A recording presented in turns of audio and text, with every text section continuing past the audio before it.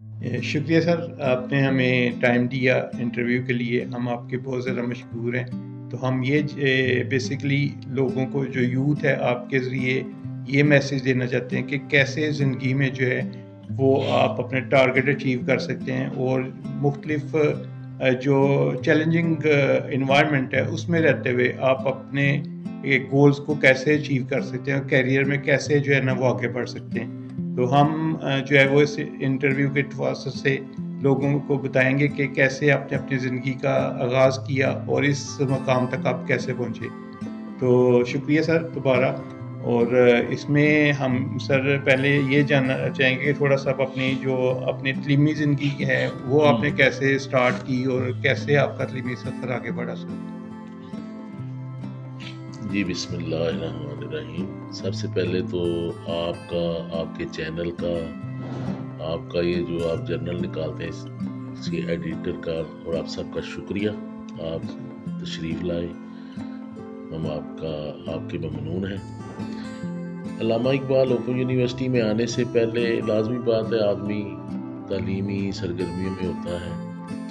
تو میں بیسیکلی گجرانوالہ شہر کا رہنے والا ہوں، اور میری شیخ برادری ہے، اور آپ سب جانتے ہیں کہ شیخ برادری جو ہوتی ہے اس میں زیادہ بزنس کی طرف رجحان ہے، خاص کر کپڑے میں۔ صحیح سر۔ اور میری جتنی بھی فیملی ہے، سارے کے سارے لوگ جو ہیں وہ بزنس میں ہیں، فیکٹریز میں ہیں یا کپڑے کی دکانوں میں ہیں، یعنی کلاتھ مارکیٹوں میں ہیں۔ صحیح سر۔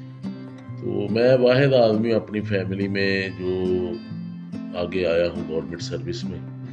میں نے میٹرک ادھر گجرانوالہ سے ہی نا، سیٹلائٹ ٹاؤن میں تھا ہمارا گورنمنٹ تھا، میرے نو ہائی اسکول، وہاں سے کیا سائنس سبجیکٹس کے ساتھ 82 میں۔ پھر اس کے بعد گورنمنٹ کالج سیٹلائٹ ٹاؤن سے میں نے ایف ایس سی کی 84 میں، 84 میں، اور بی ایس سی میتھمیٹکس اور فزکس کے ساتھ میں نے کی تھی 86 میں۔ اور اس کے بعد پھر آپ کو پتہ ہے کہ 86 کا تو دور تھا، بڑا سلو تھا، اور اس زمانے میں بہرحال تعلیم کی قدر تو تھی، ہر زمانے میں رہی ہے، لیکن جو فیملی بزنس والی ہوتی ہے نا، اس کو اس کے علاوہ کوئی نہیں سوچتا کہ وہ بس کاروبار کرے۔ تو میرے پیرنٹس کا بھی یہی تھا کہ آپ چھوڑے تعلیم کو، آپ کاروبار میں آئیں، آپ کوئی بھی کام ہے یہ بزنس کا کام کریں، تعلیم جو ہے نا وہ چھوڑ دیں۔ لیکن میرے اندر ایک اللہ کی طرف سے ہی استادوں سے کچھ چیز ٹرانسفر ہو جاتی ہے۔ مجھے اپنے استاد جو تھے بڑے اچھے لگتے تھے، اور وہی چیز میں بھی چاہتا تھا کہ میں بھی جو ہے نا تعلیمی میدان میں جاؤں۔ تو میں نے پھر دل میں ایک ارادہ کر لیا کہ میں نے ایم ایس سی میتھمیٹکس کرنا ہے۔ تو میں پھر ایم ایس سی میتھمیٹکس کی طرف چلا گیا، لاہور سے میں نے ایم ایس سی میتھمیٹکس کیا۔ پھر اسی دوران ہی میں نے بی ایڈ میں داخلہ لے لیا 88 میں، government college of education Lahore. وہاں سے میں نے بی ایڈ میں داخلہ لینے کے بعد اس کو پاس بھی کیا، پھر ایم ایس سی پارٹ 1 کیا، پارٹ 2 کیا، اور 90 میں جو ہے نا میں پھر M Ed science I R Punjab university میں داخلہ لے لیا۔ میں نے کہا اگر میں گھر چلا گیا، گھر والوں نے پھر کہنا کہ کاروبار کرو، کوئی بزنس کرو۔ تو میرا یہ ذہن تھا کہ میں اگر گھر چلا گیا نا پھر یہ تعلیم رک جانی ہے، اور ابھی میں پڑھ رہا ہوں اور پڑھتے پڑھتے ہی پڑھتا جاؤں۔ اگر سٹاپ آ گیا نا پھر سٹاپ کے آگے سٹاپ پڑھائی کا کوئی نہیں آیا۔ تو میں پھر ادھر ہی رہ گیا، اس لاہور ہی۔ میں نے وہاں سے پنجاب یونیورسٹی سے آئی آر سے ایم ایڈ سائنس کیا۔ بڑے اچھے استاد مجھے ملے وہاں پہ، بڑی انہوں نے حوصلہ افزائی کی، کیونکہ آپ سب جانتے ہیں کہ پڑھنا تو آدمی نے خود ہی ہوتا ہے، خود ہی ریسرچ کرنی ہوتی ہے، کتابیں ڈھونڈنی ہوتی ہیں۔ یونیورسٹی کی طرف سے بھی یہ تھا کہ وہ ہمیں سلیبس دے دیتے تھے، ہم لائبریری میں چلے جاتے تھے، پنجاب یونیورسٹی کی جو بڑی لائبریری مین کیمپس تھا اس کا نیو کیمپس، تو خود تلاش کر کے ہم پھر وہ اسٹرگل کر کے پھر میں نے یہ ٹھانی کہ میں اس زمانے میں آپ سب جانتے ہیں کہ 90 سے 93 تک جو ہے بین لگا ہوا تھا نوکریوں پہ، نواز شریف کا دور تھا اور بین تھا۔ گورنمنٹ سروس کی طرف میرا ٹرینڈ تھوڑا سا بنا، کیونکہ دوست میرے جا رہے تھے ادھر، تو میں پھر ایک ایڈ آیا تھا ٹیچرز کا SSTs کا پبلک سروس کمیشن کے تھرو گریڈ 16، تو میں نے اس میں اپلائی کیا، میری ادھر بھی سلیکشن ہو گئی۔ پھر میں وزیر آباد ایک گاؤں ہے کٹھور کلاں، وہاں پہ میں بطور SST سائنس لگ گیا، 6-7 میں ادھر رہا۔ تو ان 6-7 ماہ کے دوران ہی میری SS کی جابز آ گئی، پبلک سروس کمیشن کے تھرو میتھمیٹکس کی۔ میں نے اپلائی کیا، وہ ٹیسٹ انٹرویو وہ آپ کو پتہ ہے کہ لیتے ہیں، اچھا بلا اس کو الحمدللہ اللہ کی مہربانی سے وہ بھی پاس کر لیا۔ تو میں چونکہ SST تھا تو میرے ہیڈ کہنے لگے کہ آپ SS کی نوکری بڑی دور دور جانا پڑتا ہے، آپ یہی کرتے چلیں۔ میں پھر کہا چلو ٹھیک ہے، یہی ٹھیک ہے، مجھے پتہ ہی نہیں تھا کہ SS کیا ہوتا ہے، تو میں SST لگا رہا۔ کافی دن گزر گئے، مجھے ایک بزرگ میرے دوست تھے بڑے پرانے، ملک نسیم امان، وہ مجھے ملے، کہا یار کیا کر رہے ہو؟ میں نے کہا کہ میں SST کے طور پہ کام کر رہا ہوں۔ انہوں نے کہا کہ یار تم SS، میں نے کہا میں سلیکٹ ہو گیا ہوں، کہ آپ ادھر کیوں نہیں گئے؟ میں نے کہا سر مجھے ہیڈ کہہ رہا تھا کہ یہ اچھی جاب ہے، یہ لوکل ہے، وہ بڑی دور جانا پڑے گا۔ انہوں نے کہا جی وہ گریڈ 17 ہے، یہ گریڈ 16 ہے، یہ 20 سال کے بعد آپ کو 17 مل رہا ہے، تو آپ ادھر جائیں۔ میں پھر ادھر 15-16 دن کے بعد میں ادھر چلا گیا، کافی دن گزر گئے تھے۔ میں جا کے جوائن کیا، میں نے، وہ سارے انتظار کر رہے تھے کہ بندہ کیوں نہیں آ رہا۔ میں نے جوائننگ دی، جوائننگ کے بعد پھر وہ میری پہلی پوسٹنگ ڈومیلی جہلم میں ہوئی۔ ڈومیلی کا علاقہ آپ نے دیکھا ہوگا، پنڈی جاتے وہ آگے تقریباً جو GT روڈ ہے اس سے تقریباً 10-15 کلومیٹر آگے ہے، پہاڑی علاقے میں ہے، اندرون مرکز ہے۔ تو بہرحال وہ بڑا زبردست ایکسپیرینس ہوا، 2 سال میں ادھر رہا بطور SS، اور وہاں پہ سائنس کی کلاس نہیں تھی، آرٹس کی کلاسیں تھیں، میٹر کیفے کی۔ تو وہ ہم بہرحال 2 سال وہاں اچھا وقت گزرا ہے، بڑی اچھی فضا تھی، موسم اچھا تھا، تازگی تھی، فریش ایئر تھی، ہم سیر و تفریح بھی کرتے تھے، پہاڑوں میں نکل جاتے تھے۔ اور پھر اسی دوران میں نے MPhil میں اپلائی کر دیا۔ وہاں جو میں رہ رہا تھا، میں نے کہا یار یہاں میں رہ تو رہا ہوں تو میں کیوں نہ MPhil بھی کر لوں۔ تو اوپن یونیورسٹی کا اشتہار آیا تھا، میرا خیال ہے 94 میں، میں نے اپلائی کیا، ادھر میری پھر وہ سلیکشن ہو گئی۔ وہ میں بطور اسٹوڈنٹ جو MPhil ایجوکیشن میں DNFE میں، distance and non formal education, میری سلیکشن۔ تو میں پھر تقریباً وہاں پہ داخلے کے بعد مہینے میں میرا 5-6 دن کے لیے، یا اس زمانے میں فل کریڈٹ کورسز ہوتے تھے، 2 کورسز میں میرا داخلہ ہوا پہلے سیمیسٹر میں، اس کی ورکشاپس آ گئی، مجھے جانا پڑا۔ میں نے وہ ہیڈ سے اجازت لے کر، کیونکہ میں نے تھرو پراپر چینل اپلائی کیا تھا، تھرو پراپر چینل میں پھر وہ ہیڈ نے مجھے مطلب اجازت دے دی، وہاں میں چھٹیاں بھی کچھ لے لی، سی لیوز لے لی۔ تو بہرحال وہ میں اس طرح MPhil تقریباً 2001 میں میری ڈگری کلیئر ہوئی، کیونکہ ٹائم لگتا ہے اس میں، تھیسس میں بڑا ٹائم لگا۔ میرے جو سپروائزر تھے، پروفیسر تھے ڈاکٹر RA ساگر، وہ EPM کے چیئرمین تھے اس زمانے میں، ان کے پاس ٹائم نہیں ہوتا تھا، بہرحال بڑا محبت کرتے تھے۔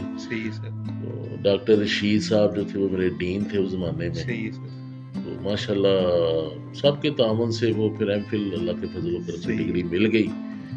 پھر میں ڈگری لینے کے بعد میں تھوڑا سا نا ریسٹ کے موڈ میں تھا، تو میرے کچھ دوست ملے، انہوں نے کہا یار آپ PhD کیوں نہیں کرتے؟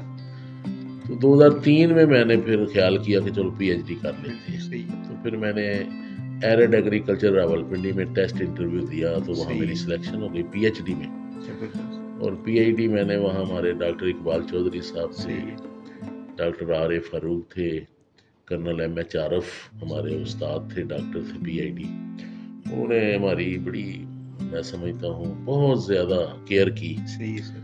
ہم 3 دوست تھے، میں تھا، ڈاکٹر ندیم انور تھا، ڈاکٹر عمران یوسف، ہم اسٹوڈنٹ کے طور پہ وہاں گئے، اور کیونکہ ہم سب MPhil تھے تینوں، تو ہمیں اتنی زیادہ جو ہے نا تگودو نہیں کرنی پڑی، اور اللہ کے فضل و کرم سے ہم پھر PhD بھی 2005 میں ہم نے کر لی، ڈگری ہمیں مل گئی۔ اور میں چونکہ SS کی جاب کر رہا تھا ڈومیلی، اس کے بعد پھر مختلف جگہوں پہ ٹرانسفر بھی ہوتا رہا، پھر سیالکوٹ میں میری پوسٹنگ تھی جب میں PhD کے لیے گیا۔ تو جب میں اسٹڈی لیو لے کر میں گیا تھا. اسٹڈی لیو میں آپ سب جانتے ہیں کہ اس زمانے میں اسٹڈی لیو جو ہے وہ مل جاتی تھی. اب تو بڑی سختی ہے. اس زمانے میں گورنمنٹ کے رولز کے مطابق ہمیں اسٹڈی لیو مل گئی. میں نے 2 سال کی چھٹی لی, 1 سال کی لی, پھر دوسرے سال کی بھی لی, اور اس دوران پے بھی ملتی رہی. اور یہ بڑا میں سمجھتا پازیٹیو ایک جیسچر ہے گورنمنٹ کا, پے کا ساتھ چلنا. کیونکہ اگر آپ پے بند کر دیں گے تو آدمی کیا کرے گا, گھر کیسے چلے گا. دوبارہ میں یہ سمجھتا ہوں کہ یہ جو تعلیم ہے یا ریسرچ ہے یا آگے بڑھنے کا جو ایک موٹیویشن ہے, یہ گورنمنٹ لیول پہ ہونی چاہیے. اور یہ انڈر رول بات ہے, اور قانون میں لکھا ہوا ہے کہ ایک ہر جو گورنمنٹ امپلائی ہے جو ایجوکیشن میں خاص کر ہے, وہ اسٹڈی لے کر پی ایچ ڈی کر سکتا ہے, فل کر سکتا ہے. لیکن موجودہ دور میں میں نے دیکھا ہے کہ بچے جو ہیں وہ پڑھنا چاہتے ہیں, لیکن گورنمنٹ کی طرف سے یا محکمے کی طرف سے ان کو پابندی لگا دی جاتی ہے کہ آپ نہیں جا سکتے جی. حالانکہ یہ ایسا ہونا نہیں چاہیے, اوپن کرنا چاہیے, اوپن فار آل. تو تعلیم کی جو ہے نا قدغنیں نہیں لگانی چاہیے, پابندیاں نہیں لگانی چاہیے, اس کے اوپر روک ٹوک نہیں ہونی چاہیے. موٹیویٹ ہمارے ایک سیکٹری ایجوکیشن آئے تھے پنجاب کے, انہوں نے آ کے اس کے اوپر پابندیاں لگائیں, مگر نہ میرا خیال پہلے تو نظام بہت اچھا چل رہا تھا. اور 2007 میں نے علامہ اقبال اوپن یونیورسٹی کو جوائن کیا ہے, اور تھرو پراپر چینل میں نے اپلائی کیا تھا. میں سیالکوٹ میں پوسٹنگ تھی, دوست کہنے لگے آپ ادھر چلے جائیں تو آپ گجرانوالہ بی سی سے جا سکتے ہیں. تو میں نے پھر اپلائی کیا, وہ 10 بندوں میں میری سلیکشن ہو گئی, اور میں اس وقت سے علامہ اقبال اوپن یونیورسٹی کے ساتھ ہوں. اور اب میری تقریباً 15-16 سال یہاں سروس ہو گئی ہے. اچھا سر, جو علامہ اقبال اوپن یونیورسٹی ہے وہ لوگوں کی جو تعلیمی ضروریات ہے وہ پورا کرنے کے حوالے سے کیا اقدامات کر رہی ہے؟ سر علامہ اقبال اوپن یونیورسٹی جب بنی تھی نا, اس کا ایک ہی ماٹو تھا, ایجوکیشن فار آل. اور ایجوکیشن فار آل سے مراد یہ ہے کہ وہ لوگ جو تعلیم سے محروم ہیں, خاص کر دور دراز پہاڑی علاقوں میں, سنگلاخ چٹانوں میں, یا بلوچستان کے دور دراز کے علاقوں میں جہاں تعلیمی سہولتیں نہیں ہیں, اسکول نہیں ہے, انفراسٹرکچر نہیں ہے, کالج نہیں ہے, یا اسی طرح سندھ کے دور دراز کے علاقے جو ہیں, تھر کے علاقے ہیں, اسی طرح پنجاب میں جو ریگستانی علاقے ہیں, مثال کے طور پہ بہاولپور سے آگے دور دراز, وہاں پہ اسکول کالج نہیں ہے, وہاں سہولتیں نہیں ہیں. اسی طرح کے پی کے میں آپ سب جانتے ہیں کہ پہاڑی علاقہ ہے, شمالی علاقے ہیں سارے, تو بلتستان, گلگت اور یہ شمالی علاقوں سب طرف جو ہے نا وہ تعلیمی سہولتیں نہیں تھیں. تو میں یہ سمجھتا ہوں یہ ذوالفقار علی بھٹو مرحوم جو ہیں, یہ ان کو کریڈٹ جاتا ہے کہ انہوں نے علامہ اقبال اوپن یونیورسٹی کا پہلے جو نام تھا وہ پیپلز اوپن یونیورسٹی تھی, تو بعد میں 79 میں ضیاء الحق دور میں اس کا نام علامہ اقبال اوپن یونیورسٹی رکھ دیا گیا. تو یہ اس بندے کی میں سمجھتا ہوں ویژن تھا کہ دور دراز کے لوگوں کو فائدہ پہنچایا جائے اور ان کو بھی برابر کی سہولتیں ملیں تعلیمی. تو میں سمجھتا ہوں علامہ اقبال اوپن یونیورسٹی کا بڑا رول ہے.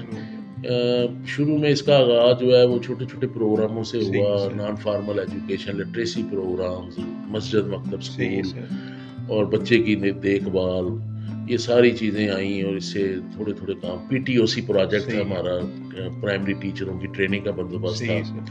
پھر ہم نے وہ پروفیشنل ڈگریاں, مثال کے طور پہ سی ٹی ٹیچر ٹریننگ کے لیے سی ٹی کا آغاز کیا, پھر بی ایڈ کا آغاز ہوا, پھر میٹرک ایف اے بھی آپ سب جانتے ہیں کہ چلتا رہا. اللسان العربی کا بڑا رول تھا, اور اللسان العربی ایک ایسا, وہ مجھے یاد ہے 70 کی دہائی میں میں نے خود سنا ہے, ٹی وی پہ بھی دیکھا ہے, black and white T V پہ, کہ وہاں پہ بڑی اچھی درس و تدریس ہوتی تھی, عربی سیکھنے کا فن سکھایا جاتا تھا.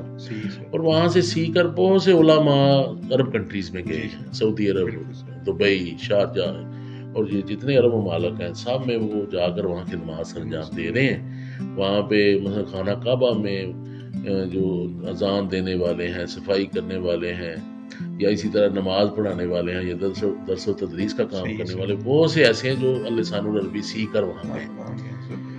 تو یہ علامہ اقبال اوپن یونیورسٹی اسی طرح ٹیچرز کی ٹریننگ کے بھی بڑے پروگرام آفر کر رہی تھی. اس کے علاوہ بے شمار ٹیچروں نے یہاں سے بی ایڈ کیا, اور ایم اے ایجوکیشن کیا، ایم ایڈ کیا، اور یہ کرنے کے بعد وہ ایجوکیٹر لگ گئے، کوئی ایس ایس ٹیز لگ گئے، ایس ایس ای لگ گئے، کوئی لیکچرر لگ گئے، کوئی ہیڈ ٹیچر لگ گئے، کوئی پرنسپل لگ گئے، کوئی میڈم.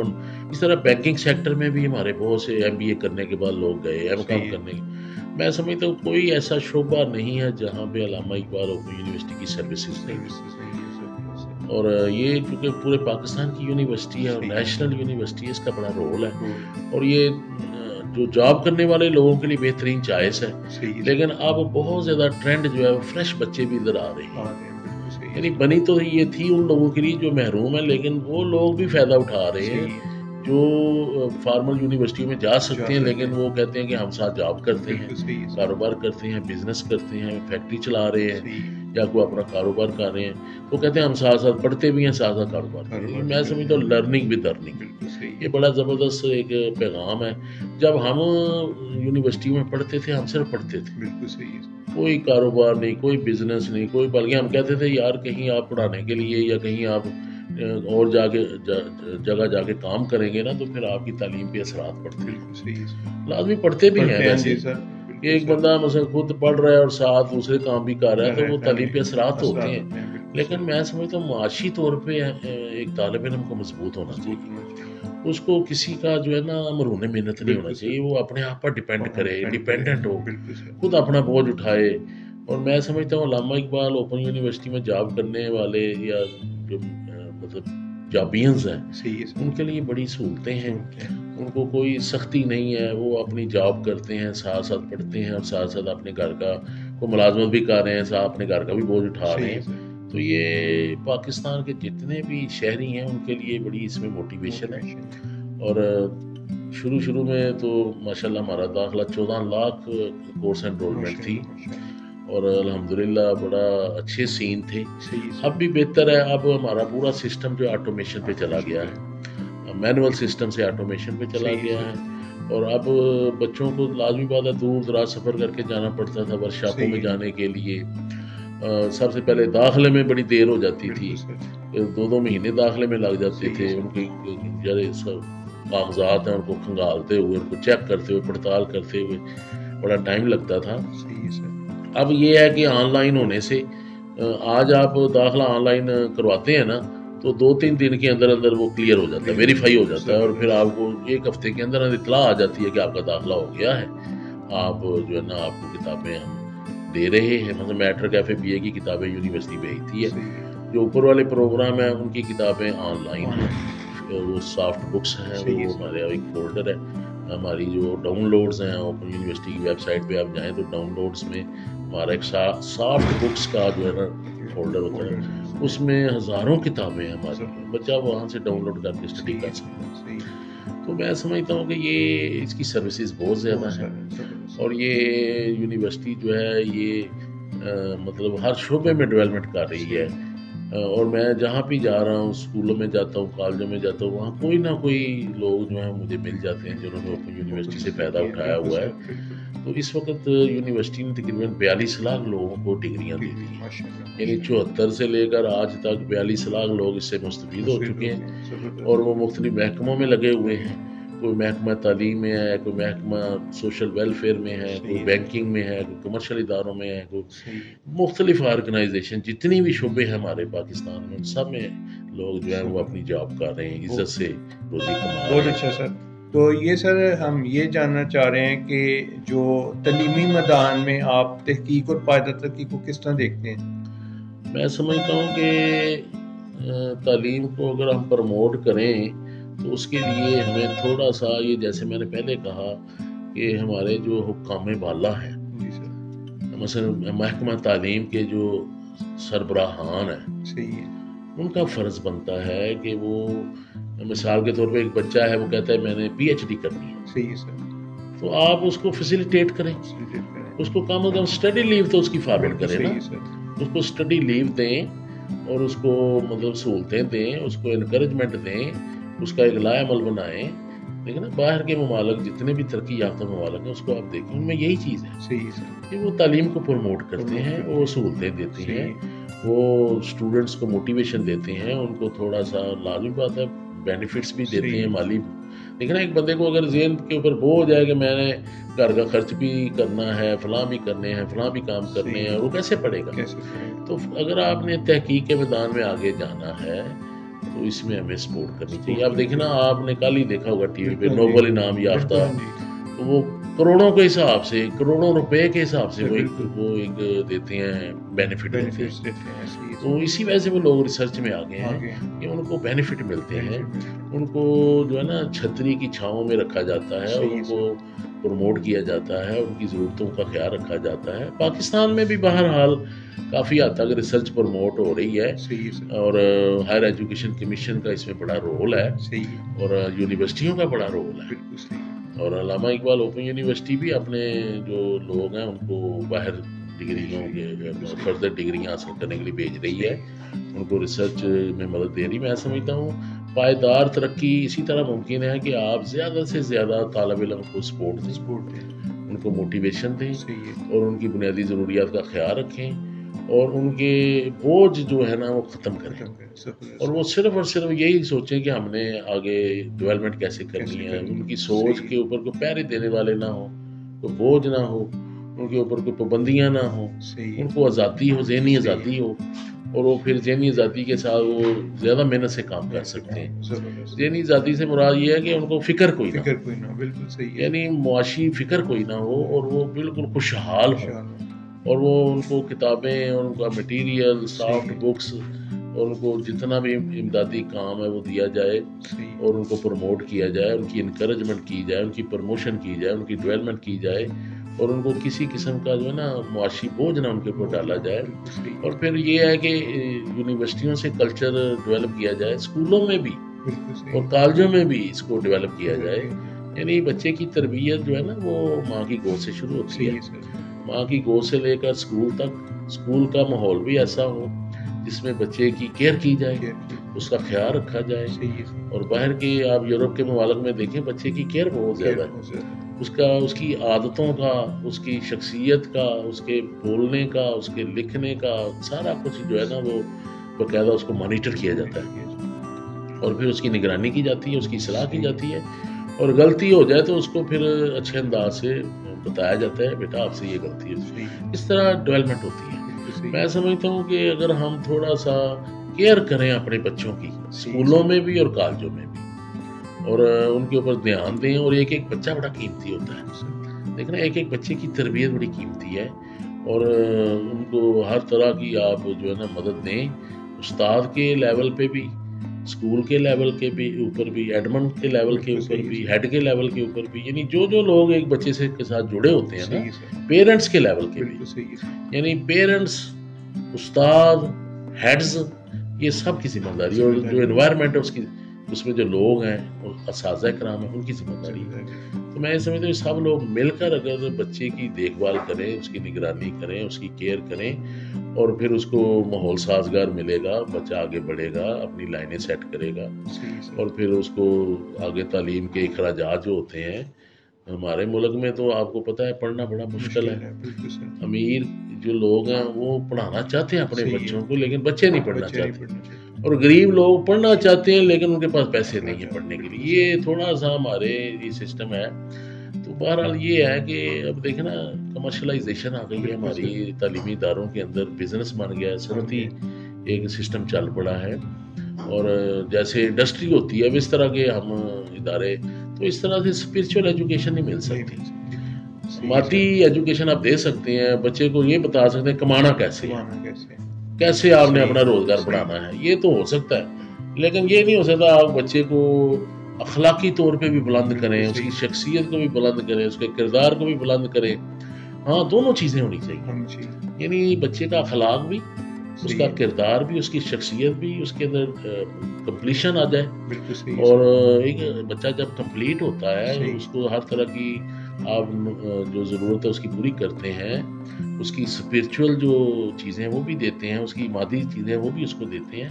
مادی چیزوں سے مراد کھانا پینا اس کو اچھا مل جائے، اس کی جو کتابیں اس کو مل جائیں، اس کی فیس کے چارجز کو، پھر اس کو یہ ہے کہ سہولتیں مل جائیں، تو بچہ پھر پروموٹ کرتا ہے. ماحول اچھا ہو تو وہ بچہ آگے جاتا ہے، اور پھر اسی طرح آگے کالجوں میں، یونیورسٹیوں میں جاتا ہے، اور یونیورسٹیوں میں جا کے پھر اس کو لیب مل جائے صحیح ہے سر، اس کو.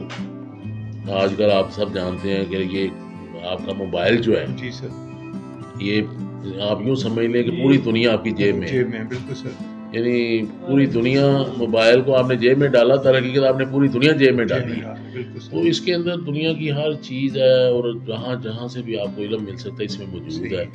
اس کا استعمال پازیٹیو کریں، پازیٹیو اور اس کے استعمال میں جو ہے نیگیٹو چیزیں وہ ختم ہونی چاہیے، بالکل سر، تاکہ ہمارے بچوں کی نشو و نما ٹھیک ہو سکے. ہمارے بچے پازیٹیو سوچیں، بالکل صحیح، وہ اپنے ملک کا بھی سوچیں، صحیح، اپنا بھی سوچیں، اپنے ملک کا بھی سوچیں، اپنے ارد گرد کا بھی سوچیں. صحیح، تو ہمارا اصل میں مسئلہ یہ ہے کہ جب بچہ بڑا ہوتا ہے نا تو اس کو معاشی مجبوریاں تنگ کرتی ہیں، وہ اپنا ہی سوچتا اپنی ہے سوچتا ہے، بالکل صحیح ہے. تو یا سر، اپنی فیملی کا بالکل سوچتا صحیح ہے. ہے. تو سر ہم یہ چاہیں گے کہ آپ نوجوان نسل کو ہمارے چینل کی وساطت سے کوئی پیغام دینا چاہیں تو وہ ذرا بتائیے گا، جو خاص طور پر جو نوجوان ریسرچر ہیں یا جو اسٹرگل کر رہے ہیں یا جو طالب علم ہیں، تو ان کے لیے کیا سر آپ پیغام دینا چاہیں گے؟ میں بہت زبردست پیغام یہ ہے تمام نوجوان نسل کے لیے کہ شارٹ کٹ کو چھوڑ دیں، صحیح ہے سر، محنت کریں، مشقت کریں، اور جو تعلیمی چیزیں ہیں ان کو ٹچ کریں، ان کو سیکھیں. اور یہ جو ہم صرف موبائل کے ساتھ چمٹے ہوئے ہیں صحیح ہے، اور اس کی مطلب چیزوں میں گم ہو گئے اور کتاب کو چھوڑ دیا ہے. بالکل صحیح ہے سر، کتاب ہماری جو ہے وہ ثانوی حیثیت رکھ گئی ہے، اور اساتذہ کا احترام کریں اور ان کی بات کو ویٹیج دیں، اور وہ جو کہتے ہیں اس کو لے کر چلیں. اور آج بھی اگر ہم اپنی یہ چیزیں واپس لا سکتے ہیں، اپنا اگر ہم کتاب کے ساتھ جڑ جائیں اور اپنے اساتذہ کا جو ان کی باتیں ہیں ان کو مانیں اور ایک رستہ طے کریں اور ایک ٹارگٹ سیٹ کریں اپنے کہ میں نے یہ کرنا ہے، اور پازیٹیو طور پہ آپ آگے بڑھیں. اور اس میں سب سے ضروری بات یہ ہے کہ ہم لوگ جو ہے نا ساری چیزیں تلاش کرتے ہیں لیکن اپنے گھر کے جو ماحول ہے اس کو ٹھیک نہیں کرتے. ہمارے والدین ہیں، ہمارے بہن بھائی ہیں، ہمارے رشتہ دار ہیں، اپنے رشتہ داروں کے ساتھ تعلقات بنائیں. نبی محترم حضرت محمد صلی اللہ علیہ وآلہ وسلم کی احادیث کو اسٹڈی کریں، ڈیلی ایک حدیث پڑھیں اور ڈیلی ایک قرآن کی آیت پڑھیں. یہ نہیں میں کہتا پورا آپ قرآن پاک ایک دن میں ختم کر دیں، آپ ڈیلی ایک آیت روز پڑھیں، ترجمے کے ساتھ پڑھیں، سمجھ کر پڑھیں. ڈیلی ایک حدیث پڑھیں، سمجھ کر پڑھیں، اور اس کے مطابق گھر کا ماحول بہتر کریں. اپنے والدین کا احترام کریں، ان کی عزت کریں، ان کا وہ جو پرانا مقام ہے ان کو بحال کریں. اپنے عزیزوں کا، رشتہ داروں کا رشتوں کو بحال کرنے کا کام کریں. جب آپ گھر سے پرسکون ہوں گے تو پھر باہر سے بھی آپ کو اچھی چیزیں ملیں گی. اصل میں ہم گھر سے ڈسٹرب ہیں، ہمارے بچے لاؤ والی پن کا شکار ہیں. وہ وجہ یہ ہے کہ گھر میں اس کو صحیح ویٹیج نہیں ملتی، اور گھر میں وہ ہر وقت جو ہے نا وہ لڑتا ہے، جس کی وجہ سے وہ باہر بھی پھر لڑائیاں کرتا ہے. تو یہ جتنا انتشار ہے معاشرے میں یہ اسی وجہ سے ہے کہ بچے کو ہم اس کی شخصیت کو ہم پورا نہیں کر رہے. اس کی شخصیت مکمل کریں اور بچے کو یہ بتائیں کہ بھئی یہ رشتے ہیں، یہ مقدس رشتے ہیں، ان کو آپ نے قائم دائم رکھنا ہے. اور کتابوں کے ساتھ ان کو جوڑیں، ان کا ایک ٹائم ٹیبل سیٹ کریں، ان کو پابندی لگائیں کہ آپ نے اپنا پڑھنا ہے تو یہ ٹائم ہے، کام کرنا ہے تو یہ ٹائم ہے. تھوڑا سا اس کو پابندیوں کی عادت ڈالیں. ان کو گرین سگنل کا بتائیں کہ یہ چیزیں جو ہیں یہ آپ کر سکتے ہیں، یہ جائز ہیں، اور یہ ریڈ لائٹس ہیں، ان کے قریب نہیں جانا. یعنی جو ناجائز چیزیں ہیں، حرام چیزیں ہیں جو اللہ تعالیٰ نے، اس کے نبی نے روکا ہے، اس سے بچائیں. یہ والدین کا فرض ہے بچوں کی تربیت کریں، اور بچوں کا فرض ہے کہ وہ اپنے آپ کو پروموٹ کریں، اپنے آپ کو میچور کریں. تو یہ دونوں، یہ ساری چیزیں مل جل کے جو ہے نا معاشرہ جنم دیتا ہے. یعنی معاشرہ جو بنتا ہے وہ صرف یہ نہیں ہے کہ آپ صرف جو ہے نا والدین کے اوپر بوجھ ڈال دیں، استادوں پہ ڈال دیں. یہ گھر کی جو فیملی کے ممبرز ہیں ان کے اوپر بھی ساری ذمہ داریاں ہیں. ایک فرد کی تربیت میں بہت سے لوگ انوالو ہوتے ہیں.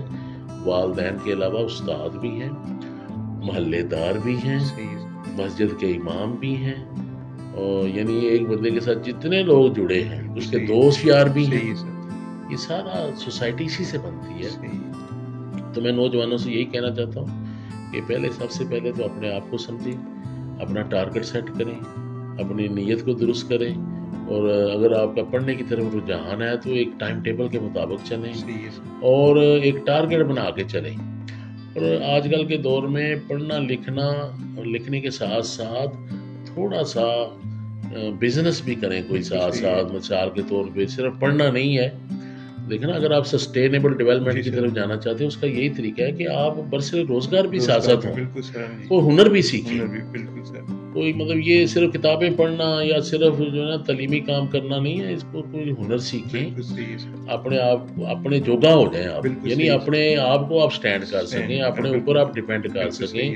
کوئی ایسا ہنر بھی ساتھ ساتھ سیکھیں. بڑے ہنر ہیں. اب دیکھیں نا، یہ گورنمنٹ کی طرف سے ٹیکنیکل کالجوں میں فری کمپیوٹر ایجوکیشن دی جا رہی ہے، وہ بلکہ اسکالرشپ بھی دیتے ہیں. تو آپ ایسا کوئی سسٹم کریں کہ آپ کوئی ہنر بھی سیکھ لیں، ارننگ ہینڈ ہو جائیں، اسکلڈ جو ہے آپ ہو جائیں. تو یہ بھی تھوڑا سا ساتھ چلنا چاہیے تاکہ کل کو خدا نہ خواستہ اگر آپ کو نوکری نہیں ملتی تو آپ اپنا کام کر سکیں، آپ اپنے آپ کو سٹینڈ کر سکیں. میں گجرانوالہ سے چونکہ میرا تعلق ہے، میں وہاں پہ جو گلیوں میں محلوں میں انڈسٹری ہے، یعنی لوکل چیزیں جو وہاں بنتی ہیں، یقین کریں آپ اندرون شہر چلے جائیں، ہر گلی میں لوگ کام کر رہے ہیں. اور یہ میں سمجھتا ہوں انفارمل ایجوکیشن سے ملا ہے. اب دیکھیں نا، ایک بچہ ہے، اس نے کوئی ہنر سیکھا ہے، وہ بچہ جو آگے اس کا بچہ ہوا ہے نا، اس نے اس کو دیکھ کر سیکھا ہے، اور پھر اس کا بچہ جو ہے آگے جو ہے اس نے بھی دیکھ کر سیکھا، اور اس طرح نسل در نسل وہ جو ہے نا وہ صنعت پروموٹ ہو رہی ہے. کوئی بھی کام آپ دیکھ لیں، چھوٹے سے چھوٹا بڑے سے بڑا، دیکھنے سے بھی ہم انفارمل نان فارمل طریقے سے بھی سیکھ سکتے ہیں. اور زیادہ جیسے بچی جو ہے گھر میں اپنے والدہ کو آٹا گوندتے دیکھتی ہے تو وہ آٹومیٹک سیکھ جاتی ہے. کپڑے سینا دیکھتی ہے تو وہ بھی سیکھ جاتی ہے. کپڑے دھونا جو ہے اس کو پتہ چل جاتا ہے، صفائی کیسے کرنی ہے، چیزوں کو کیسے ڈیکوریٹ کرنا ہے، گھر کو کیسے خوبصورت بنانا ہے. یہ بچی جو ہے والدہ سے سیکھتی ہے، اور بچہ جو اپنے والد سے سیکھتا ہے. تو یہ گھر سے جو ہے اس کا آغاز ہوتا ہے. تو نوجوانوں سے یہی ہے کہ آپ تعلیم ضرور حاصل کریں، لیکن ساتھ ساتھ کچھ نہ کچھ ہنر سیکھیں اور پازیٹیو رہیں، دوسروں کے بارے میں بھی، اپنے بارے میں بھی، اپنے محلے کے لوگوں کے بارے میں بھی، اور سب کے بارے میں آپ پازیٹیو سوچیں. نیگیٹو سوچنا کم کر دیں گے تو جتنا آپ پازیٹیو ہوتے جائیں گے اتنا معاشرہ اچھا ہوتا جائے گا.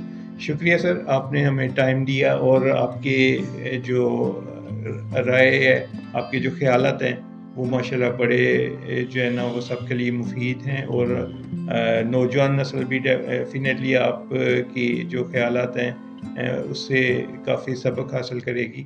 اور ہم آپ کے بہت زیادہ مشکور ہیں کہ آپ نے ٹائم دیا اور ہمیں جو ہے وہ یہ انٹرویو کرنے کا موقع دیا. شکریہ سر.